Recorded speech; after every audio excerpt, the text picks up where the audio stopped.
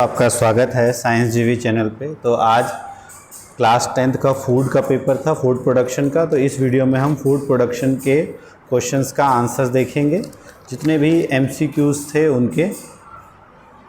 तो इसमें आपके 16 क्वेश्चंस थे, जिसमें से आपको टोटल 11 क्वेश्चंस करने थे। सॉरी, हाँ, 12 प्रश्न करने थे। यहाँ 7 दिया है, ये आपका 17 गलत है, 7 है, 5 7 12 प्रश्न करने थे, जिसमें 32 आपके एमसीक्यू थे और 18 आपके सब्जेक्टिव थे। तो इस वीडियो में हम सारे एमसीक्यू देखते हैं फटाफट। तो पहला क्वेश्चन है, संचार का प्राथमिक उद्देश्य क्या है? तो इसका सही आंसर हो जाएगा उपरोक्त सभी। जानकारी देना, संबंध बनाना, दूसरों को समझाना, सभी। फिर अशाब्दिक संचार या नॉन वर्बल कम्युनिकेशन क्या होता है? तो आपका जो बॉडी लैंग्वेज है या शारीरिक भाषा, यह अशाब्दिक संचार का उदाहरण है। तीसरा है एक्टिव लिसनिंग या सक्रिय सुनवाई क्या होती है? तो जब आप वक्ता पर ध्यान देते हो, paying attention to the speaker. फिर तनाव को प्रतिबंधित करने के लिए आपको क्या करना चाहिए? तो आपको मित्रों और परिवार से बात करनी चाहिए। ऑप्शन नंबर बी हो जाएगा, manage stress to talk to the friends and family. फिर है स्व प्रबंधन में लक्ष्य निर्धारण करने का क्या लाभ होता है? तो आपको सफलता प्राप्त होती है। ऑप्शन नंबर बी इसका सही है। स्व प्रबंधन में प्राथमिकता देना क्यों महत्वपूर्ण है?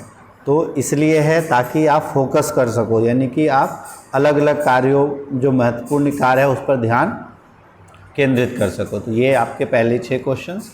इनमें से आपको जो पहले 6 क्वेश्चंस हैं उनमें से कोई 4 आपको करने थे। पहले का हो जाएगा उपरोक्त सभी, ऑल ऑफ द अबव। तो इनमें से कोई 4 आपने सही किए तो आपका बिल्कुल सही हो गया पेपर। अगला है जेलेटिनाइजेशन। जेलेटिनाइजेशन क्या होता है, ये किस में होता है? तो वो होता है आपका जेलेटिन जो है वो कार्बोहाइड्रेट से रिलेटेड है। Option number B. फिर है हेल्दी फैट। हेल्दी फैट का उदाहरण है एवोकाडो। एवोकाडो जो फैट है वो हेल्दी फैट है। Option number B. फिर क्या होता है, जब फैट को हीट करते हैं, तो जब वसा को हम गर्म करते हैं तो वो पिघलने लगता है, मतलब मेल्ट होने लगता है। खाना पकाने या का उद्देश्य, पर्पस ऑफ कुकिंग फूड क्या होता है? तो वो है आपका अच्छा दिखना, पच जाना, आसानी से चबा पाना, सभी, ऑल ऑफ द अबव। उसके बाद है cooking food in small amount of fat over medium high heat, कि छोटी मात्रा में मध्यम आंच पर खाना पकाने को क्या कहते हैं? तो उसको हम कहते हैं सॉटे या सॉटिंग। सॉटिंग हिंदी में, सॉटे इंग्लिश में। फिर है मांस के कठोर टुकड़ों को नरम करने के लिए आमतौर पर कौन सी विधि का प्रयोग किया जाता है? तो उसको हम कहते हैं ब्रेजिंग। इसका सही आंसर है ऑप्शन नंबर बी। फिर है ऊष्मा स्थानांतरण की कौन सी विधि सीधे संपर्क का उपयोग करती है? डायरेक्ट कॉन्टैक्ट कौन सा होता है? तो वो है आपका कंडक्शन यानी चालन। उसके बाद नेक्स्ट देखें,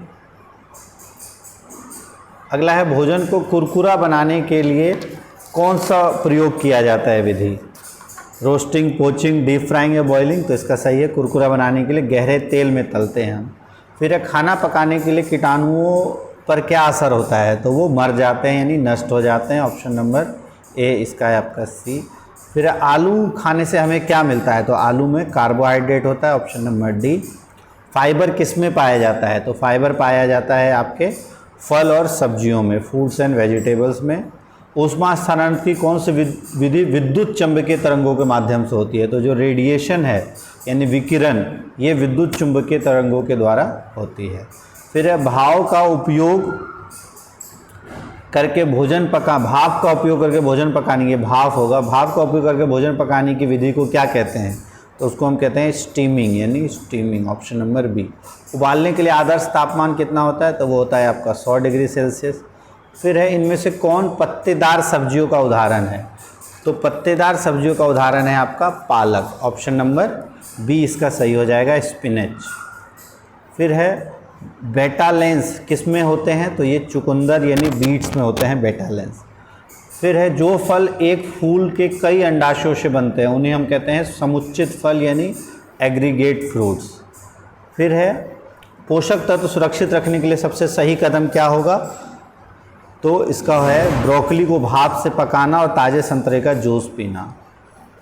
फिर है गर्मी सब्जियों को बनावट को तोड़कर उन्हें नरम बना देना है। अगला है गर्मी सब्जियों की बनावट को तोड़कर उन्हें नरम बना देती है। तो किसको तोड़ती है? तो कोशिकाओं को। सब्जियां पकाने के दौरान, इसका सेल हो जाएगा, सब्जियां पकाने के दौरान पोषण की हानि को कैसे रोक सकते हैं? तो बड़े भागों में अगर सब्जियों को काटें तो पोषण जो है वो कम से कम हानि होगी।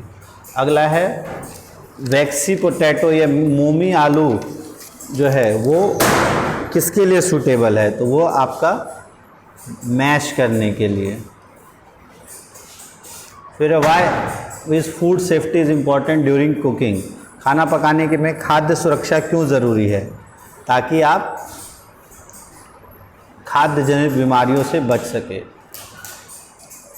Option number 2 prevent food borne disease या इलनेस। नेक्स्ट है सौते किस में किया जाता है? तो थोड़े से तेल में, यानी स्मॉल अमाउंट ऑफ ऑयल। फिर है कौन सी विधि परोपकारिक नमी युक्त पकाने की है? तो नमी युक्त जो परोपकारी करता है उसे हम कहते हैं दम पकाना, यानी दम कुक, जैसे दम बिरयानी बनाते हो ना आप। अगला है खाना पकाने की विधियों में मुख्य रूप से कितने वर्गों में बांटा गया है? तो 3 वर्गों में। ऑप्शन नंबर सी। तंदूरी पकाने की विधि किस विधा का उदाहरण है? तो वह है ड्राई हीट, यानी आप इसका सही आंसर हो जाएगा सूखी गर्मी। Option number C dry heat. फिर है अंगूर, यहाँ पर option number B dry heat इसका सही आंसर हो जाएगा, सूखी गर्मी। यहाँ हिंदी में थोड़ा गलत दे दिया ऑप्शन, लेकिन इसका सही आंसर है सूखी गर्मी, हिंदी में है, इंग्लिश में ड्राई हीट। फिर है अंगूर, संतरा और नींबू किस श्रेणी के फल हैं? तो ये सब है सिट्रस यानी खट्टे फल। Option number B. फिर है आपका कौन सी विधि में हानिकारक तत्व एस्ट्रोलिन बन सकता है? तो एस्ट्रोलिन कौन से विधि में बनता है? तो वो बनता है आपका डीप फ्राई, गहरे तलने में एस्ट्रोलिन बनता है।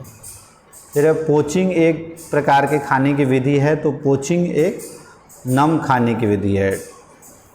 एक बच्चे को कब्ज की बीमारी है तो आप उसे क्या दोगे? तो अगर बच्चे को कब्ज की बीमारी है तो उसे फल और सब्जियां दी जाएगी। Option number C. फिर विटामिन सी की कमी से कौन सी बीमारी होती है? तो वो होता है आपका विटामिन सी की कमी से जोड़ों का दर्द होने लगता है। तो स्कर्वी में आपका फटीक आता है, गम्स ब्लीडिंग करने लगते हैं, मसूड़ों से खून आने लगता है और जॉइंट पेन भी होता है। तो विटामिन सी से स्कर्वी होता है, ये सब स्कर्वी के लक्षण हैं। तो ऑप्शन नंबर बी इसका सही हो जाएगा। फिर है निम्नलिखित में से कौन सा फल अपने उच्च जल सामग्री के लिए जाना था और अक्सर सलाद या स्मूदी के साथ नाश्ते के रूप में उपयोग करते हैं? तो सबसे ज़्यादा जल जो इनमें से तरबूज या वाटरमेलन में होता है। ये सारे आपके एमसीक्यूज़ थे।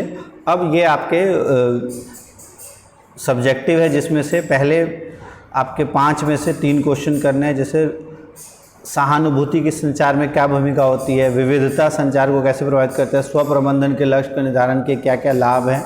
तो ये सब क्वेश्चंस आप इजीली आपने कर लिया होगा। ये सारे आपके एक्सप्लेन करने वाले क्वेश्चंस थे। आप इसका कमेंट बॉक्स में लिखना कि आपके कितने मार्क्स बन रहे हैं, कैसा गया आपका पेपर। एंड डिटेल्ड वीडियो अगर चाहिए तो भी आप कमेंट बॉक्स में लिखना, तो इनके भी आंसर्स हम आपको बता देंगे। फिलहाल के लिए इस वीडियो में इतना ही। वीडियो अच्छी लगे वीडियो को लाइक कर दो, चैनल को सब्सक्राइब कर दो। थैंक्स फॉर वॉचिंग साइंस जीवी।